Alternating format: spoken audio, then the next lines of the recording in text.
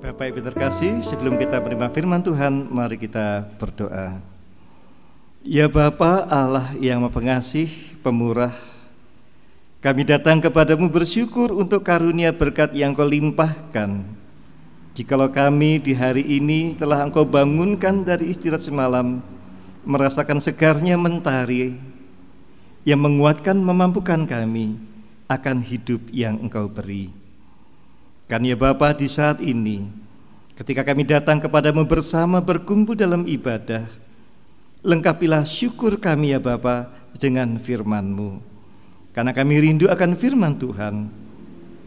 Bapa, kiranya Engkau bersabda bagi kami semua. Kami buka hati kami untuk menyambut firman-Mu. Biarlah Roh Kudus juga memampukan kami untuk menjadi pendengar yang baik dan juga melakukannya dalam kehidupan sehari-hari.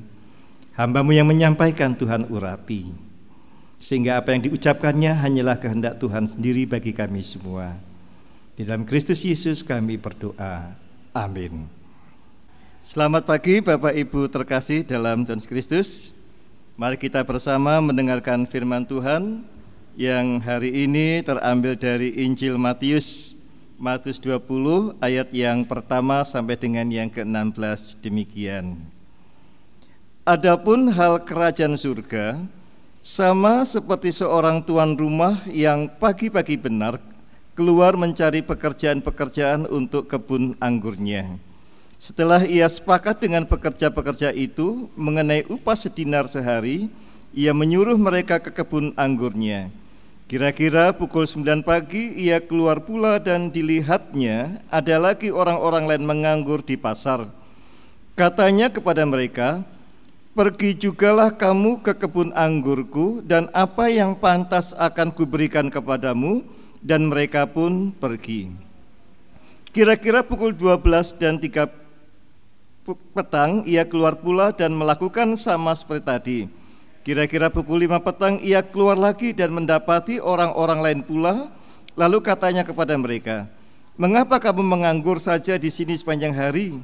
Kata mereka kepadanya, "Karena tidak ada orang mengupah kami." Katanya kepada mereka, "Pergi jugalah kamu ke kebun anggurku."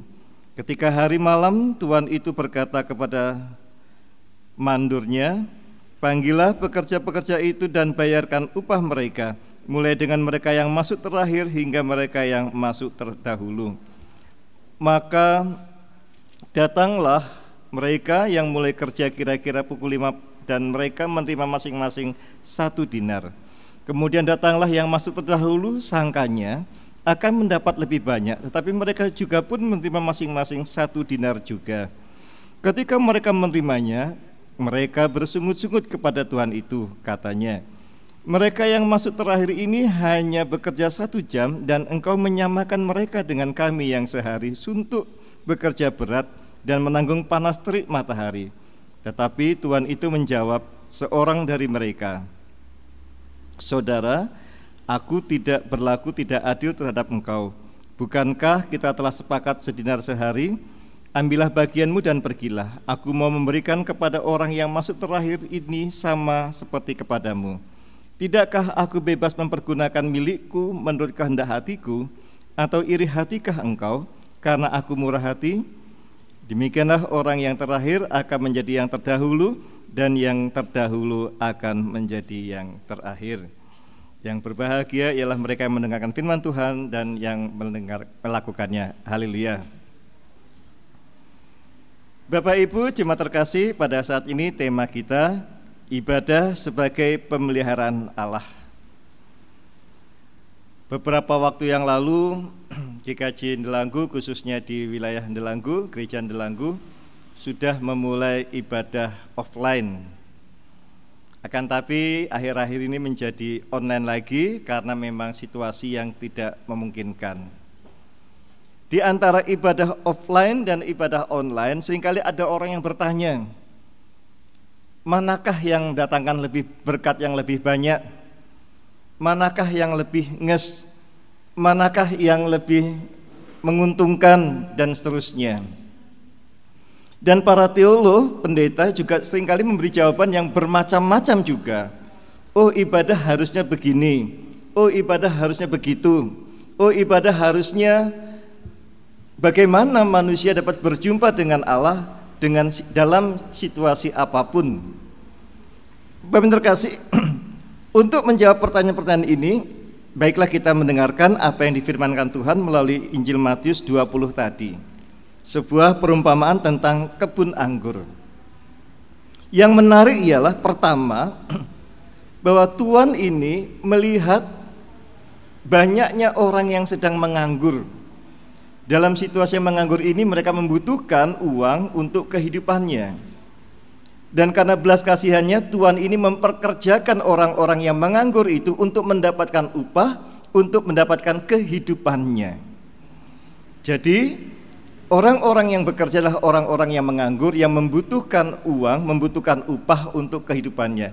Dan karena belas kasihan tuannya, ia lalu memperkerjakan. Hal yang kedua, ada sebuah perjanjian yang diungkapkan tuan tanah ini dengan para pekerjanya, yang mungkin tidak didengar oleh pekerja yang kemudian, bahwa mereka mendapatkan upah sedinar 1 hari. Dan perjanjian ini sudah di-deal, sudah sama-sama setuju. Mereka mau bekerja sehari, mereka mau bekerja di kebun itu sehari mendapatkan upah sedinar. Nah, yang menarik adalah batasan waktu dari sehari ini tidak ditentukan. Apakah sehari 24 jam, apakah sehari dari jam 6 pagi sampai jam 6 sore, ataukah sehari itu ya hari tanpa dibatasi waktu. Ini menjadi catatan. Hal yang ketiga dikatakan bahwa Tuhan ini memanggil pekerja-pekerja itu berbeda-beda waktunya. Ada yang pagi hari, ada yang siang hari, bahkan jam 5 sore ketika hampir habis waktu bekerja, Tuhan ini masih mengumpulkan pekerja. Jadi ada perbedaan waktu yang kemudian dalam ayat-ayat yang ada dikatakan dipermasalahkan oleh pekerja-pekerja yang datang lebih awal. Ada perbedaan. Yang keempat dikatakan bahwa semua pekerja mendapatkan upah yang sama. 1 hari 1 dinar. Dengan catatan dari saya katakan, kata hari tidak dibatasi oleh jam tertentu, waktu tertentu. Sehari 1 dinar. Yang kedua, iki duit-duitku. Ya sak karepku sing arep ngekeke ning wong. Itu juga menjadi dasar dari Tuhan, karena aku murah hati maka aku memberikan sekehendak hatiku. Artinya pemberian itu juga didasarkan atas belas kasihan, kemurahan dari si pemilik tanah. Bapak terkasih, apa maknanya? Bahwa di mata Tuhan ini semua adalah pekerja. Dan yang menanggapi panggilan Tuhan ini untuk bekerja mendapatkan upahnya. Tetapi tidak dibedakan mana yang lebih dahulu dan mana yang lebih kemudian. Semuanya mendapatkan bagian yang sama dari kemurahan si pemilik tanah. Hal ini menarik. Karena seringkali dalam jemaat ada orang yang bertanya, sing luwih sregep ning gereja mesti ini upahe luwih akeh. Sing rata ning gereja sing setahun pisan pas Natalan utawa ora-orane ping 2 Natal lan Paskah upahe ya ora kaya sing saben minggu ning gereja. Apakah demikian? Lalu apa definisi upah itu? Di dalam bacaan kita dikatakan bahwa Allah memberikan berkat kepada semua orang yang datang beribadah ke gereja. Dan Allah tidak menghitung membedakan antara yang sregep dan yang tidak, tetapi semuanya mendapatkan upahnya. Semuanya mendapatkan upahnya. Nah, upahnya apa? Upahnya adalah berkat yang diberikan Tuhan kepada kita. Baik berkat di dalam ibadah itu, di mana firman yang disampaikan sebagai wujud pemeliharaan, maupun berkat dalam bentuk yang lainnya. Dan berkat dalam bentuk yang lainnya diberikan seturut dengan keadaannya masing-masing. Lah mungkin berkat yang diberikan menurut keadaannya masing-masing inilah yang membedakan antara satu dengan yang lainnya. Sebab seringkali di jemaat dikatakan berkat iki kudu padha. Nek kae entuk iki, aku ya kudu entuk sing padha. Tapi apakah setiap orang mempunyai kebutuhan yang sama? Tidak. Setiap orang punya kebutuhan yang berbeda-beda, tetapi Allah memberikan yang sama seturut dengan kebutuhannya masing-masing. Nah, Bapak Ibu terkasih, jadi inilah yang dikehendaki Allah, bahwa upah yang diterima manusia sama diberikan Allah kepada manusia karena belas kasihan. Karena kasih Allah diberikannya kepada manusia berkat-berkat. Dan berkat-berkat itu diterima manusia seturut dengan keadaannya masing-masing. Sehingga janganlah ada yang merasa sombong, tapi juga jangan ada yang merasa kecil hati. Karena Allah tahu dengan belas kasihannya Dia memberikan kepada kita menurut bagiannya masing-masing. Tetapi di dalam pemberian tadi disyaratkan ada satu hal, bahwa mereka bekerja di kebun anggur. Jadi yang mendapatkan upahnya adalah mereka yang bekerja di kebun anggur. Maka mau tidak mau ya ada hubungannya, korelasinya antara ibadah dengan berkah. Setiap orang yang pergi beribadah, mendengarkan firman Tuhan, merasa-rasakannya, pastilah mendapat berkat Tuhan dibandingkan orang yang tidak beribadah. Karena orang yang tidak beribadah pasti tidak menerima pemeliharaan Tuhan atas firman yang disampaikan. Jadi perbedaannya, yang tidak beribadah berarti tidak menerima firman Tuhan sebagai wujud pemeliharaan, dan yang beribadah adalah sebagai pemberian Tuhan yang diberikan berkat Tuhan kepada orang tersebut di dalam firman yang disampaikan. Jadi yang membedakan adalah firman yang disampaikan, yang diterima. Nah, karena hal ini maka beribadah menjadi sesuatu yang sangat penting bagi manusia di dalam pemeliharaan imannya.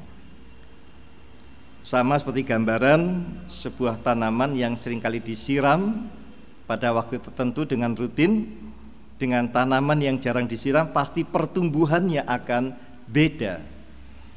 Demikian juga pertumbuhan iman seseorang, mereka yang rajin beribadah pasti akan berbeda dengan mereka yang tidak pernah atau jarang beribadah.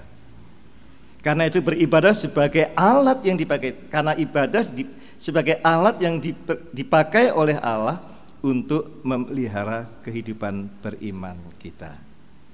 Dari sini kita tahu pentingnya beribadah dan jangan lupakan ibadah. Sama seperti perintah Tuhan, ingat dan kuduskanlah akan hari Sabat. Hal yang selanjutnya, lalu bagaimana dengan ibadah offline, ibadah online? Kata ibadah menunjuk pada pemeliharaan Allah atas sabda yang disampaikan.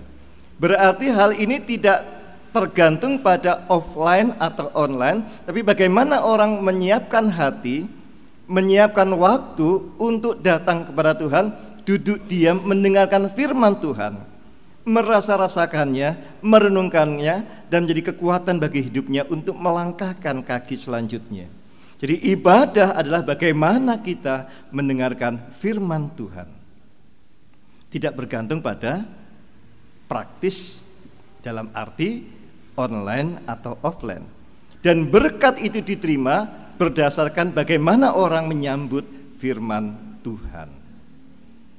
Jadi berkat yang diterima tidak tergantung pada online atau offline, tapi bergantung bagaimana mereka mendengarkan firman Tuhan, meresapinya dan percaya, menyimpan dalam hidupnya dan mewujudkan dalam kehidupan sehari-hari. Bukan masalah offline atau online. Kalau yang online tapi tidak mendengarkan firman Tuhan, ibadahnya hanya untuk formalitas saja, ya tidak ada gunanya. Bagi yang offline, kalau ibadah di gereja malah tidur, ya juga tidak ada gunanya. Tapi bagaimana ibadah adalah mendengarkan firman Tuhan sebagai wujud pemeliharaan atas imannya, itulah yang menjadi berkat. Nah, karena itu Bapak terkasih, jangan lupakan ibadah. Sisihkanlah waktu bagi Tuhan. Khususkanlah waktu bagi Tuhan untuk kita menghadap Tuhan di dalam ibadah kita. Khususnya di dalam ibadah-ibadah minggu, di mana ibadah itu dikhususkan ketika kita berjumpa dengan Allah dan menerima berkat di dalam firman-Nya. Yang kedua, janganlah ragu atau mangu-mangu atau khawatir apakah offline atau online, tapi lakukanlah semuanya dengan percaya. Tetapi lakukanlah dengan percaya. Jadi jangan dimasalahkan offline atau online. Yang penting adalah bagaimana kita beribadah kepada Tuhan. Kalau pas online ya siapkanlah hatimu, siapkanlah segala sesuatu sebagaimana ibadah di gereja, kita datang menyembah kepada Tuhan. Jangan ibadah online pakai baju tidur sambil nyamian, yaitu juga tidak nyaman. Kalau ibadah offline ya siapkanlah hatimu, datang kepada Tuhan, duduk dengan diam mendengarkan firman Tuhan, pulang dengan hati sukacita mewujudkan firman Tuhan. Karena ibadah adalah bagian dari pemeliharaan Allah, dan pemeliharaan Allah adalah berkat di dalam kehidupan kita untuk melanjutkan di hari-hari selanjutnya. Tuhan memberkati. Mari kita berdoa. Allah Bapa Surgawi yang Maha Kudus, kami datang kepada Tuhan mengucap syukur atas firman yang boleh Engkau beri bagi kami, yang mengingatkan kami akan pentingnya ibadah, di mana kami boleh bersekutu bersama dan mendengarkan firman-Mu. Karena firman-Mu adalah kekuatan, pelita bagi hidup kami, yang memampukan kami untuk melanjutkan langkah kaki menyambut hari-hari baru yang Engkau beri. Karena Bapa, berkatilah kami untuk menjadi pendengar yang setia dan juga pelaku firman yang setia dalam kehidupan kami sehari-hari. Karena di sana kami percaya berkat Tuhan melimpah adanya, yang memelihara atas kehidupan kami, kehidupan iman kami, dan juga kehidupan kami sehari-hari. Berkatilah atas firman-Mu yang kami terima Bapa sebagai kekuatan bagi kami untuk melangkahkan kaki ketika kami menghadapi hari-hari yang baru. Karena seringkali kami menghadapinya dengan kekhawatiran dan ketakutan, tapi firman-Mu menyatakan kepada kami untuk percaya dan berserah. Karena itu kami melangkahkan kaki dengan percaya dan berserah kepadamu. Atas pemeliharaan Tuhan kami percaya Engkaulah yang mencukupi kebutuhan kami, Engkaulah yang menjaga melangkah kami sehingga selamat sentosa. Engkaulah yang memberkati kami sehingga kami dapat berkelimpahan dalam kehidupan. Berkati juga Bapa untuk keluarga kami. Berkati keluarga kami Bapa untuk menjadi pendengar-pendengar firman-Mu yang setia, yang juga melakukannya dalam kehidupan sehari-hari, sehingga damai sejahtera tercipta dalam kehidupan keluarga kami, lestari sampai selama-lamanya.